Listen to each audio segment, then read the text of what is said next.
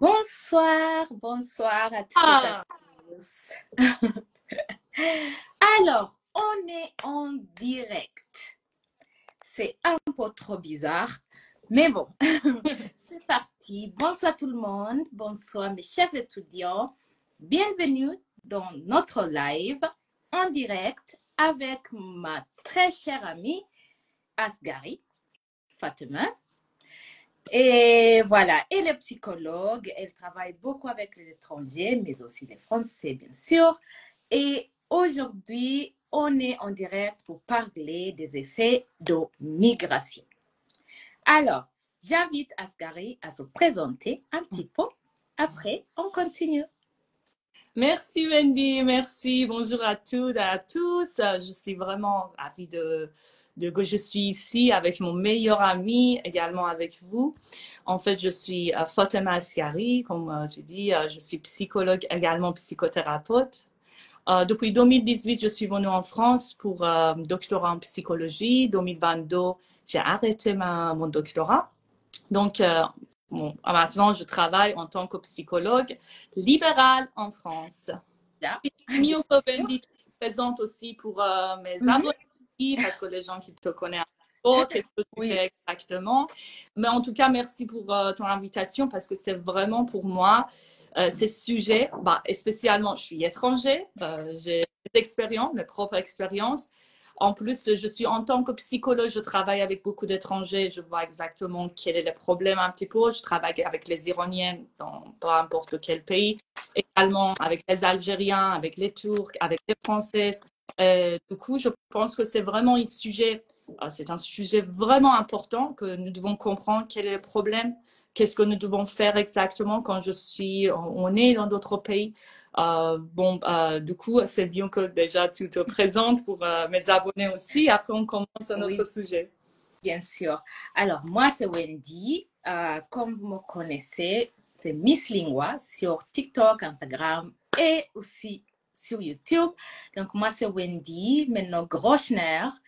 Je suis mariée et je suis prof de français depuis 3 ans maintenant, à peu près. Et j'étais en France où j'ai étudié en France pendant 6 ans. Avant ça, j'ai appris le français dans mon pays. Donc, en total, j'ai 10 ans de la langue française et j'enseigne à B2 la plupart du temps. Et voilà. Ok. Alors, pour passer Mais à notre nous sujet. devons indiquer aussi que Wendy, tu parles combien de langues? Ça, c'est vraiment, je pense que c'est important. Alors, Ah, les gars, je parle combien de langues déjà? Je parle le français, l'anglais, l'allemand, le swahili et le kissi. Donc, 5 langues en total. bah, Voilà pourquoi je suis voilà, bien placée à peut-être vous parler un petit peu sur la langue ou ce que me donne aussi cette envie d'enseigner les langues. Voilà. exactement. Ouais. Donc, Alors, Sarah, en tant que psychologue, qu'est-ce que tu penses de l'immigration? Quels sont les effets que donne l'immigration aux immigrés ou soit un expatrié qui part travailler dans un autre pays ou soit quelqu'un qui est forcé de partir de chez eux?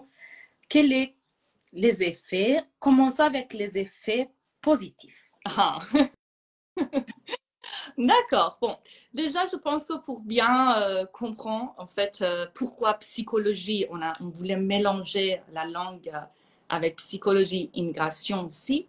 Et Mhm. je pense que ce que c'est très important, la situation euh, quand on est dans d'autres pays étrangers, la communication, la culture, de comprendre exactement la linguistique, également de comprendre les droits dans un pays.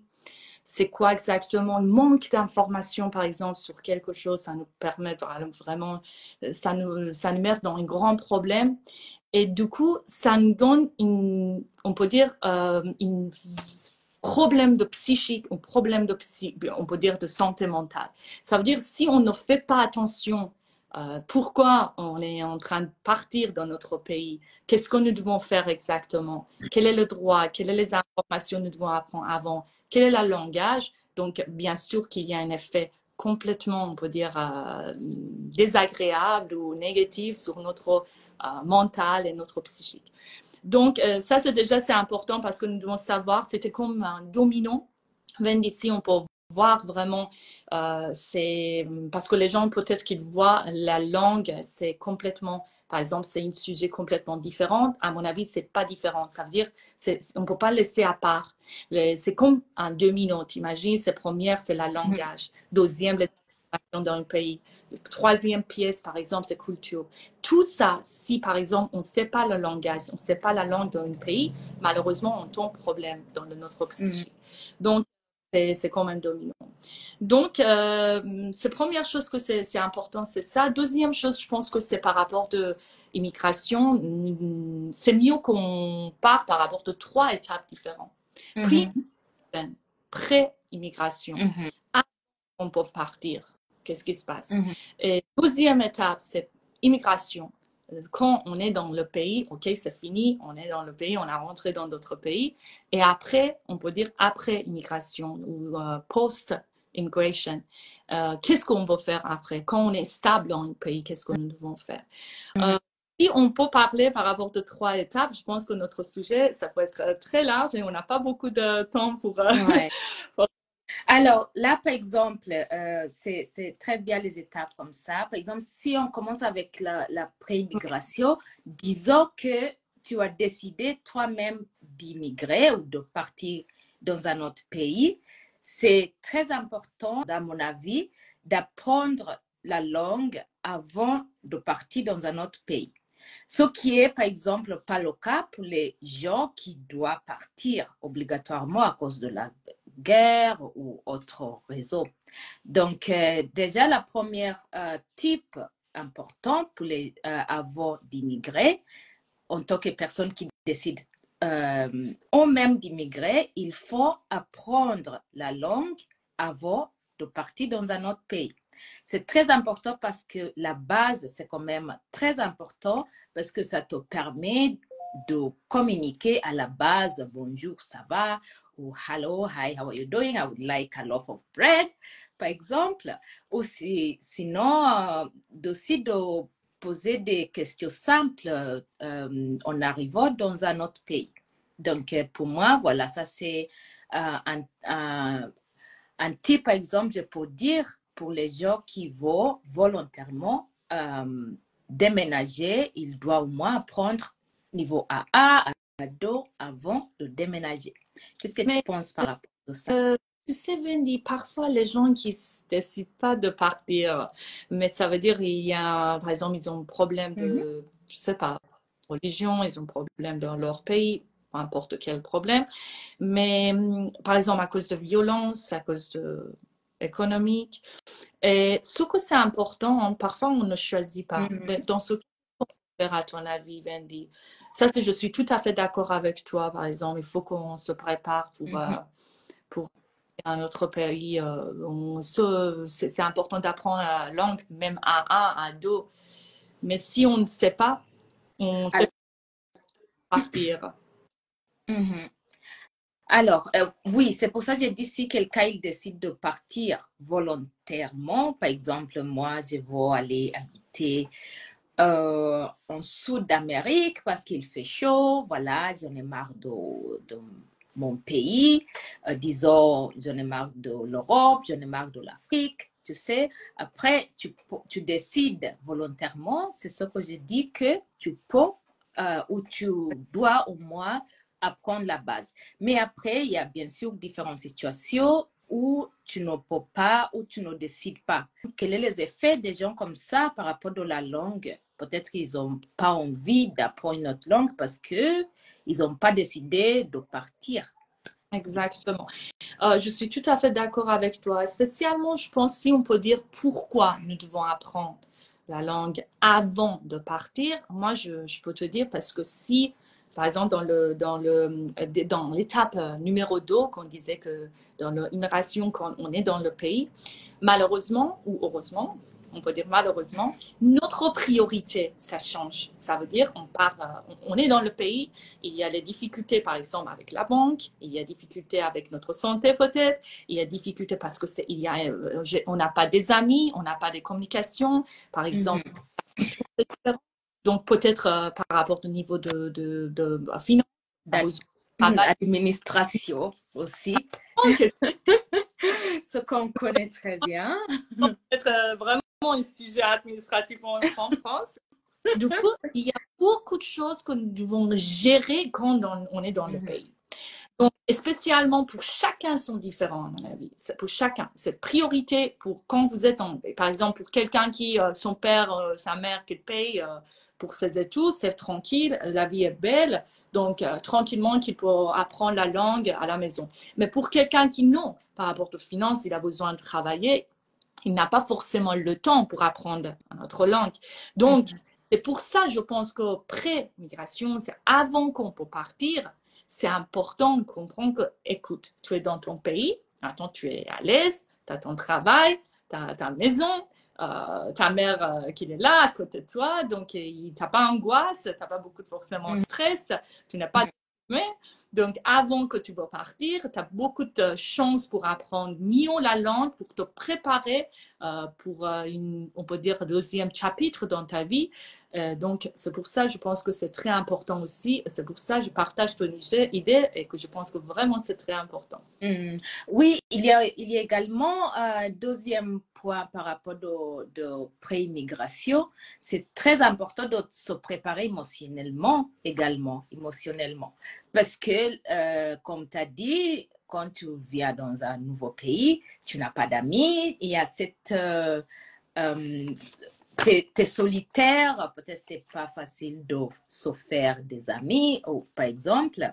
Donc, il y a cette déconnexion avec ta famille, tes amis et tous les gens que tu connaissais avant. Donc, avant de partir dans un autre pays, c'est très important de se préparer psychologiquement. Exact. Donc, ça touche un petit peu ton côté de travail. Mais comment tu penses quelqu'un peut se préparer psychologiquement, être prête de laisser sa famille, ses amis, tout ce qu'il connaissait pour... Encore, on peut dire, par rapport de ça, en fait, on se prépare. Bon, on peut dire juste par rapport aux dépendances. Dépendance affective, notre dépendance par rapport à notre famille. Par contre, je pense que quand on part de notre pays, on ne sait jamais qu'est-ce qui se passe dans le pays. Moi, à mon avis, c'est un chemin qu'on ne sait pas exactement. Par rapport à notre travail, par rapport à notre étude, par rapport à notre communication, ça veut dire dans le moment où vous êtes dans le pays, à notre étranger par exemple, là-bas, vous voyez, bah écoute, je suis là. Tout est différent. Toutes les choses sont complètement différentes. Voilà, tu ne comprends pas où commencer. Je peux te dire par rapport à ça, tu te prépares pour inconnu. Parce que si tu as, bon, déjà si j'ai peur d'inconnu, ça peut être très, tu as beaucoup d'angoisse, donc tu ne peux pas vraiment forcément de gérer ton angoisse, ça c'est vraiment très difficile. Deuxième chose, comme je dis toujours, par exemple, par rapport de dépendance, quelqu'un qui est toujours dépend à sa famille, toujours dépend et qui ne peut pas vraiment de partir de son pays, ça peut être très difficile. Oui, exactement. Il y a différents types de dépendance aussi. Par exemple, quelqu'un qui est dépendant par rapport à l'argent, quelqu'un qui est dépendant par rapport à affectif, émotionnel, il y a quelqu'un, vous savez, je sais. Donc, c'est très important de comprendre quel est mon type de dépendance pour ma famille ou mes proches. Et d'autres choses, qu'est-ce que je peux faire? À quoi j'ai peur exactement? Est-ce que j'ai angoisse? Mais moi, je pense que c'est une question que c'est très important, ça peut nous aider. Et que pourquoi je veux partir déjà? Pourquoi? Oui, je pense aussi qu'il faut, pour essayer de sortir de cette angoisse de laisser ou d'être émotionnellement accroître sa famille ou des amis, je pense qu'il faut penser aussi que c'est un avertissement personnel, que tu es en train de partir pour se connaître, un petit peu avoir la liberté de vraiment faire des nouvelles choses, un petit peu de s'épanouir, tu vois, pour voir le monde. Comme ça, tu prends que comme si tu es en train d'aller en voyage un petit peu longtemps. Peut-être comme ça va soulager un petit peu le fait de laisser tout le monde, les amis derrière et la peur de l'inconnu, je pense. Exactement, je suis tout à fait d'accord. C'est différent, on peut dire, de différentes façons de voir les choses. Ça nous permet de vraiment changer notre croyance limitante, de changer un petit peu notre pensée. Pourquoi nous devons partir? À quoi j'ai peur exactement? À quoi qu'est-ce qui se passe si je pars? Et je pense que c'est plus important que pourquoi exactement. Quel est mon but? À quoi est-ce que je veux chercher dans notre pays? C'était liberté, c'est l'argent, c'est développement personnel, c'est pour, je sais pas, c'est pour voir le monde, comme tu dis, de voyager. Pour étudier et après encore de rentrer dans mon pays, c'est important. Mais moi, toujours, ça c'est mon avis, c'est selon moi, je pense que c'est 5 ans d'être dans un pays, ça veut dire on est vraiment adapté, on est vraiment stable dans le pays. Après, on peut retourner dans notre pays, dans notre premier pays. Donc, ça, ça nous permet de vraiment ça veut dire, moi, toujours, je me dis, partir, je veux dire que est-ce que tu peux envisager 5 ans de rester loin de ton pays? Est-ce que tu peux te voir 5 ans? Oui, donc si quand tu te donnes 3 mois, après 3 ans, après petit à petit, pour t'habituer petit à petit. Bon, et si on passe au moment maintenant que tu as déjà immigré, voilà, tu es en France, tu es en Allemagne, peu importe, quel est le type que on peut donner nos spectateurs pour bien intégrer ou bien vivre maintenant qu'ils ont déménagé? Pour moi, par exemple, c'est essayer de trouver des contacts. Alors, ça, c'est plus facile à dire qu'à faire.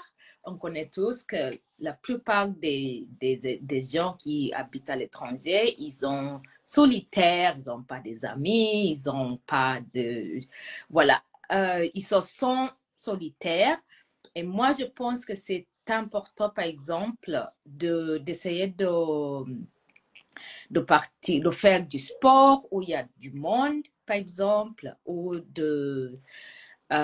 les gens qui t'aident chaque jour, par exemple, pour trouver une maison ou un appart, tu peux devenir plus collègue, plus connaissance, par exemple. Donc, on peut dire encore, on arrive de notre, notre sujet s'appelle linguistique. Si on ne sait pas le langage, par exemple, dans le langage qu'on veut vivre, c'est très difficile d'avoir ce contact. On est d'accord? Oui, alors, bien sûr, j'aurais dû commencer avec la langue. D'accord. Il faut surtout améliorer votre langue. La langue, c'est très important. Là où tu vas, si ils ne parlent pas la même langue que toi ou que vous, c'est très important, bien sûr, d'améliorer la langue. Et pour ça, par exemple, faire les cours ou aller dans les cours de français, d'anglais, d'allemand, peu importe. C'est très important d'apprendre la langue. Comme tu as dit avant, c'est un effet dominant. Sans la langue, le reste va tous tomber. Voilà. Exactement. Et deuxième chose que je veux ajouter, après quand vous êtes à l'aise un petit peu de parler la langue, peu importe quelle langue que vous êtes dans quel pays, ce que je dis toujours aux gens, si tu 10%, comment avec toi, la peur de parler avec les gens et de commencer à travailler, parce qu'on n'a pas besoin d'être 100% pour commencer, d'aller vers les gens, de communiquer avec les gens, de travailler. Donc, c'est très important parce que moi, au début, je pensais, chaque fois, je me suis, par exemple, comparée avec les autres.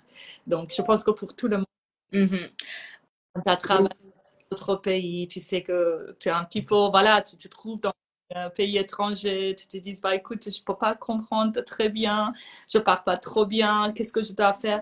Là-bas, je me suis dit, essaye ton maximum parce que chaque langue, par exemple, je suis iranienne, donc iranienne, c'est complètement différent. Donc, on parle Exactement. perse, donc, on parle avec ré, c'est très difficile de prononcer ré.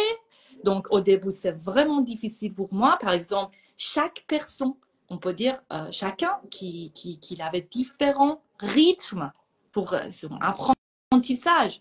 Ça dépend de quel pays, ça dépend de notre Ça dépend de votre pays d'origine, ça dépend de de quelle langue. le temps ou la place qui a la langue pour toi, par C'est le exemple. rythme de chacun sont différents. Oui, tout à Là, fait.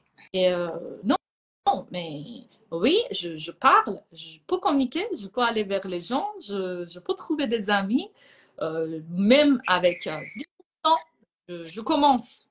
Oui, c'est tout ce que j'ai dit normalement à mes étudiants, que n'ayez pas peur de parler. Si vous voulez, ne pensez pas, ah, mon accent, c'est pas très bien.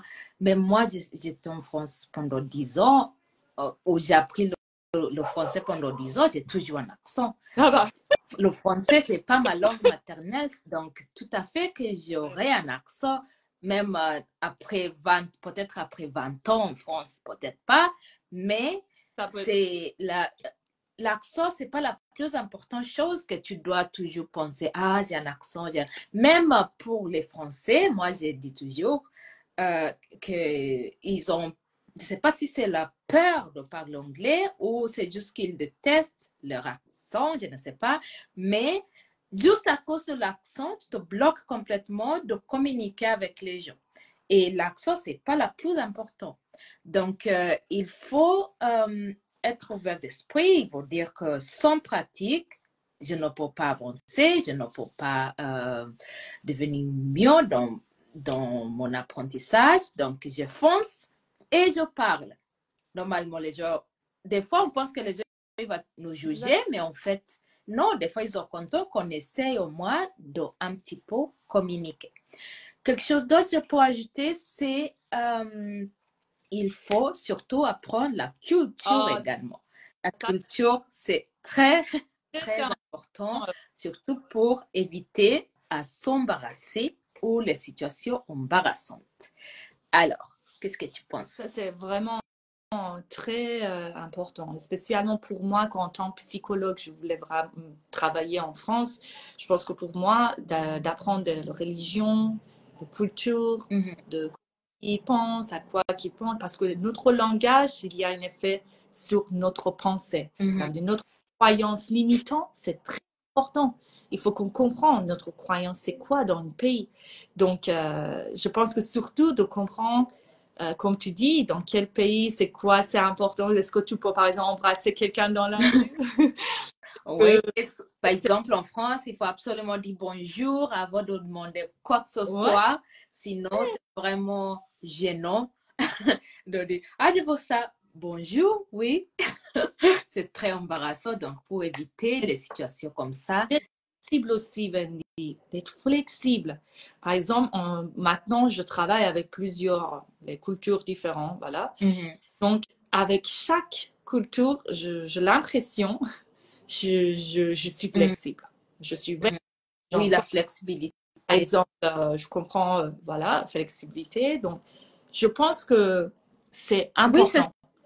ça. Quand tu pars dans un autre pays, il faut surtout être prête à accepter, enfin, genre, c'est pas que tu dois changer qui tu es, mais accepter de certaines façons qu'ils vivent là-bas. C'est de respecter ce qu'ils sont. Ils n'ont pas besoin de quelqu'un de venir les changer ou changer ce qu'ils sont. Mais quand tu respectes et même si tu ne suis pas exactement qu'est-ce qu'il faut ou tu n'es pas d'accord, mais le respect, c'est la base quand tu pars dans un nouveau pays. Exact. Et spécialement de comprendre que dans quel domaine, bon, ça c'est d'autres sujets complètement, mais par exemple, dans quel sujet tu veux travailler aussi? Par rapport au sujet, par exemple, quelqu'un qui, je sais pas, quelqu'un qui est comme moi, qui est psychologue, quelqu'un qui est médecin, quelqu'un qui est dans la communication, tu vois, quelqu'un qui est informatique, quelqu'un qui est IT, tu vois, qui a étudié IT. Je pense que c'est important dans quel exactement dans quel domaine Quel tu veux métier? exactement Ouais. exercer, quel métier tu veux exercer, quel domaine tu veux étudier, qu'est-ce que tu veux faire exactement et quoi c'est plus important. Par exemple, pour moi, psychologiquement, je pense que c'est très important. Oui, c'est aussi un point important à tenir compte quand tu vas aller dans un autre pays, c'est que c'est très en fait, c'est possible que tu ne vas pas tout de suite travailler dans ton métier. C'est des fois, les gens qui partent à l'étranger, ils doivent travailler complètement dans un autre métier qui n'a rien à faire avec leur métier. C'est complètement normal d'être ouvert d'esprit que, par exemple, si tu étais médecin, bon, je pense que les médecins ils sont quand même bien. Oui, c'est pour ça, comme tu dis, le métier que tu choisis avant de partir dans un autre pays, c'est très important. Il faut aussi être prête à comprendre que peut-être c'est possible de ne pas exercer ton métier pendant ton intégration, apprentissage de langue, pendant de cette période-là, que tu ne peux pas tout de suite exercer ton métier. Donc, cette ouverture d'esprit va te permettre de mieux s'intégrer que de penser tout le temps que moi j'étais ça, mais non, je suis rien du tout. Tu vois, donc, en tant que quelqu'un qui a immigré, je sais qu'au début, ça peut être vraiment difficile. Mais au fur et à mesure, ça devient mieux. C'est exactement. Donc, moi, je pense que c'est exactement ça. Hein, ces cultures, c'est très important. Mais l'autre chose que je veux ajouter à ton liste, c'est de comprendre les droits dans un pays. Et ça, c'est vraiment, c'est spécialement au niveau administratif, comme vous savez, c'est d'avoir information sur quel pays ça marche comment. Par exemple, la France, combien, par exemple, impôts tu veux payer si tu veux être, combien pourcent d'impôts, par exemple. Voilà. Il faut aussi, ouais, je pense, il faut par aussi exemple, combien tu dois rester dans le pays pour avoir ton petit séjour en long terme ou tu peux avoir ton, par exemple, c'est tout, niveau administratif, c'est par exemple par rapport à notre santé, sécurité sociale, par rapport à sécurité sociale, par rapport de carte vitale, que ça, par rapport à la la banque. Exactement. Il faut surtout, oui, trouver toutes ces informations ou trouver quelqu'un qui peut t'aider avec le processus au début. Parce qu'il y a tellement d'administration, les choses administratives qu'il faut faire. Comme tu dis, la banque, la carte vitale, bien sûr, carte de séjour, ça c'est son... Voilà, c'est... En plus, c'est droit, en fait, par exemple, la CAF, de prendre le, voilà, d'être pour prendre l'aide. Mais je pense que c'est très important de comprendre que le droit dans un pays, c'est quoi? C'est tout Mais ça. également, ce que tu as droit et ce que tu n'as pas droit. Par exemple, le CAF, il y a certaines personnes qui ne savent rien ou qui ne savent pas qu'ils peuvent avoir d'aide pour le logement ou peu importe. Donc, c'est important de tout de suite, quand tu arrives dans un pays, de poser des questions, demande les gens. N'hésitez pas à trouver les petites astuces pour Mais après, tu sais, les droits et les informations, ça change tout le temps. C'est vrai. Ça veut dire, si vous pensez dans le prix, par exemple, avant que vous voulez venir dans le pays, c'est tout, ça va rester dans la même information que vous avez reçue avant que vous le payiez, mais ça ne peut pas être comme ça. C'est tout le temps, les informations, les droits changent. Vous devez être vraiment on peut dire, au courant de tout ce que tu veux Oui, faire. et C'est une chose que j'ai pour ajouter aussi, c'est que en France, par exemple, si je parle de la France ou même de l'Allemagne, personne ne te donne d'informations. Moi, je suis kenyane. Au Kenya, tu peux avoir des messages, mais par exemple à la fac, à l'université. Au Kenya, tu as le prof qui t'envoie un mail, voilà, cette cours est échangé, il est à cette heure.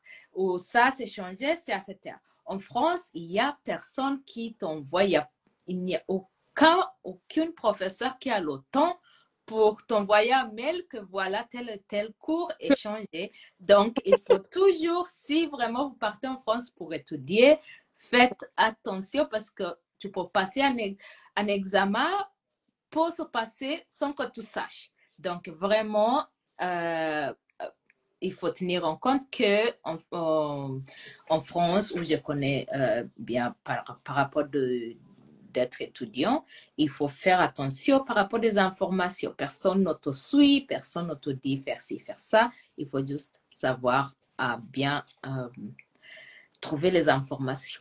exactement. Alors, une dernière chose, c'est la côté financière.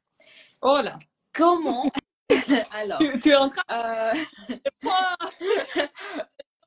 alors, mais on est dans un pays, alors on est parti de chez nous, on a tout vendu, on est parti en France, mais hop, on constate que voilà, tout est cher. Ou bien si tu as la chance, tu pars de France et tu pars à Bali et tout est moins cher. Alors, quelles sont certaines choses il faut tenir compte par rapport de tes finances, par rapport de... Comme tu dis, en fait, tout d'abord, c'est important qu'on aura vraiment information sur quel pays, ça coûte combien, parce que je pense que, et spécialement aujourd'hui, quand je sais pas, moi 2018, quand je suis voilà, venue en France, je savais pas, voilà, il y a beaucoup d'informations sur YouTube, mais maintenant, aujourd'hui, il y a beaucoup bon, il y a des gens qui parlent par rapport de ça coûte combien, supermarché, ils ont en train de montrer tous les prix. Donc, je pense que ça, on peut faire. Bon, on peut dire, possibilité. Ça nous des prix en d'autres pays. On peut voir, on peut avoir. Oui, très important d'avoir au moins les informations de base. Oui. Deuxième chose, je pense, bon, en tant qu'étudiant, bon, par rapport aux étudiants et travailleurs, je sais, j'ai un petit peu d'informations. Je sais qu'on a eu beaucoup de possibilités d'avoir aide dans notre pays. Par exemple, en France, qu'ils ont vraiment là derrière nous. Mais par contre, nous, on ne savait pas. Oui, c'est ça, je dis qu'il y a plupart des gens qui ne savent pas qu'il y a les aides pour les étudiants, pour... Donc, si jamais voilà, on est dans le problème, on sait que, voilà, qu'ils ont là derrière nous, qu'ils ont là qui nous aident. Ça, c'est important aussi d'avoir un petit peu d'information. Par exemple, si on est étudiant, on peut poser des questions sur, voilà, université ou, je sais pas, assistance sociale. Des aides pour d'autres, pour les gens qui viennent comme travailleurs. Je sais pas comment on peut arriver. Par exemple, pour moi, personnellement, quand je suis devenue auto-entrepreneur, par exemple, je savais pas exactement. Il y a plusieurs aides pour auto-entrepreneurs. Par exemple, ça, c'est par exemple un autre sujet on peut aller vraiment en détail pour les gens qui sont intéressés. Par exemple, les informations importantes que sont difficiles à trouver, que peut-être peut être l'aide par rapport à ça, ou toutes les informations qu'on on a eues, nous, pendant qu'on était étudiants. On peut aussi les donner, les astuces, les gens qui vont aller en France, par exemple. Donc, on peut faire ça oui, comme bien sujet. sûr, avec plaisir. Non, mais je pense que c'est, par exemple, ça, je savais pas forcément. C'était très difficile pour moi. Mais bon, c'est fini maintenant. Ça fait 2 ans que je suis psychologue libérale. Mais je pense que, comme tu dis, il n'y a pas beaucoup de monde aussi qui peut t'aider. Mais par contre, par exemple, il y a beaucoup d'associations en France qui peuvent nous aider vraiment. Ouais. Il y a il y a beaucoup d'associations pour les étrangers, pour, par exemple, les titres de séjour, et spécialement pour quelqu'un qui ne peut pas parler très bien français ou qui ne peut pas parler, je ne sais pas, pour d'autres pays, comment ça marche. Peut-être c'est comme ça. Hein. Mais par contre, précisément, si on veut parler surtout par rapport de France, voilà, d'arriver, de trouver vraiment de communication, des informations, également de voir un petit peu sur YouTube. On peut demander aide à l'association aussi. Je pense que ça peut nous aider par rapport au niveau de finances. Moi, je pense également, si vous partez dans un pays, bon, je vais dire ça en deux parties. Si tu pars de ton pays qui gagne moins à un pays qui gagne plus, il faut vraiment, oui, se prendre vers les aides, surtout si tu n'as pas des moyens, parce qu'il y a il y a beaucoup d'aides dans les pays européens, par exemple.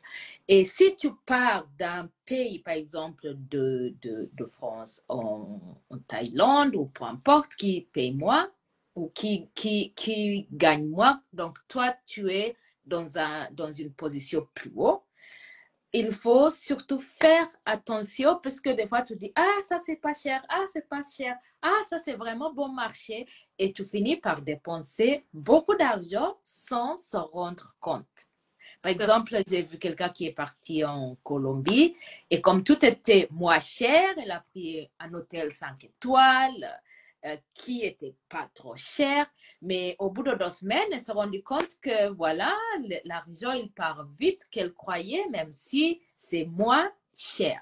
Donc, il faut surtout se méfier de cette fausse sentiment que tout est moins cher, mais en fait, non. Je veux ajouter quelque chose à ce que tu dis. En fait, c'est très important parce que j'habitais en France depuis 2018. J'ai changé, on peut dire, quatre, quatre villes différentes. J'ai habité à Nancy, j'ai habité à Mulhouse, j'ai habité en Alsace, j'ai habité à Nice. Donc, je pense que ça, c'est très important qu'on fait attention à quelle région on veut s'installer. Bon. Parce vraiment, c'est important parce que si moi, j'habitais qu'en Alsace ou que, par exemple, à Nancy, peut-être je ne pouvais pas voir qu'est-ce qui se passe à Nice. Donc, niveau de vie, par exemple, là-bas en Alsace, il y a eu beaucoup de travail. À Nancy, il y a beaucoup de, on peut dire, étudiants. Voilà. Bon, ça c'est mon avis, hein. Ça c'est pas forcément ce que moi j'ai vécu, mais du coup essayer de vraiment trouver une région correspond exactement, ça vous correspond par rapport à votre travail, c'est ce que vous voulez faire. Si vous êtes étudiant, c'est important de choisir une ville pour les étudiants parce que bien sûr, c'est moins cher. Exactement, si vous choisissez une ville complètement pour les étudiants, c'est moins cher, plus aide. Et oui. Plus de communication. Tout à fait. Aussi, bien sûr, si tu choisis, tout le monde, peut-être, si on parle de la France, tout le monde va aller à Paris ou bien dans le sud de France, mais il faut aussi se rappeler que c'est pas, ça peut être très cher par rapport de les moyens moyennes des gens. Donc, c'est sûr que c'est très important où tu dois choisir. Au moins au début, avant quand tu peux te débrouiller avec le travail, les boulots, les petits boulots, peu importe. Alors, vous pouvez avoir beaucoup d'informations sur Google. Vous pouvez vous taper quelle ville, dans quel pays c'est plus cher, moins cher. Bien sûr. Ouais, ou quelles sont les villes étudiantes, par exemple. Ouais. Maintenant, tu peux trouver les informations beaucoup plus facilement qu'avant. Technologie, hein, grâce à la technologie. Ouais. Non, mais...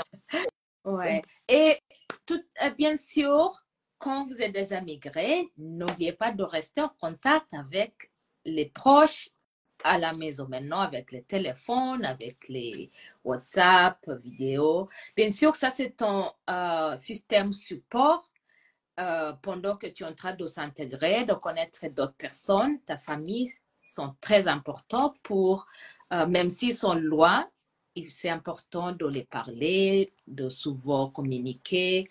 Tu vois, ça peut aider pour se sentir moins dépressé ou moins déconnecté avec tout le monde.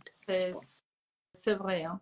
Mais bon, tu veux ajouter d'autres choses? Non, ça sera tout de mon côté. Je peux ajouter d'autres choses. Mais pour notre santé mentale, n'oubliez pas, en fait, n'oubliez pas que c'est très important de garder, on peut dire, comment je peux bien expliquer. Par exemple, quelqu'un qui ne peut pas se concentrer très bien pour ses études, et spécialement le langage. Le langage, c'est très important. Linguistique, c'est vraiment quelque chose que c'est très, très, très important. Donc, si vous voyez, moi, je pense que si on voit, on ne peut pas se concentrer très bien, on a trop d'angoisse, on a beaucoup de stress, on ne peut pas gérer notre émotion, on ne peut pas gérer notre problème.